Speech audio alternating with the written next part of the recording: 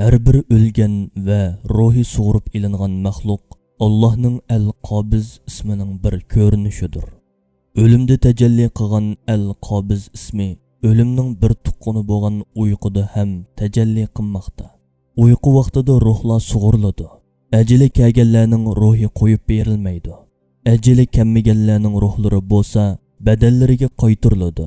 Uyquning o'lim bilan bo'lgan birdan bir farqi o'limda ruhning tamoman chiqishi. Uyquda bo'lsa ruhning badan bilan bo'lgan aloqasining butunlay uzilmaganligidir. Albatta, uyquda ruhlarning sug'urilishimi Allohning Al-Qabiz ismining bir tajallisidir. Bu tajalli Qur'oni Karimda tuvandagidek bayon qilinmoqda.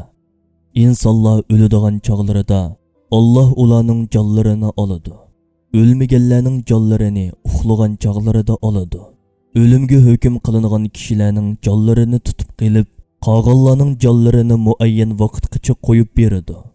Buningda fikr yurgizadigan qavm uchun nurg'un dalillar bor. O'lim va uyquda ruhning sug'urilishi bilan tajalli qilgan Al-Qabiz ismi qabrning bandini siqishi bilan va hisob kunidagi boshqa qiyinchiliklar bilan tajalli qiladi. Xulosa shuki, boshqa kelgan barliq moddiy va ma'naviy qiyinchiliklar, dunyoviy va oxiratlik qiyin o'tganlar Allohning Al-Qabiz ismining bir tajallisidir.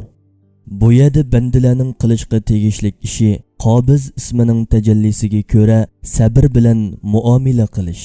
Her qiyinchilikdan keyin bir osonlikning borligiga ishonib, duo va yelinish orqali o'zining ojiz va yo'qsulligini rahim shafqatlik Allohning dargohida izhor qilmoqdir.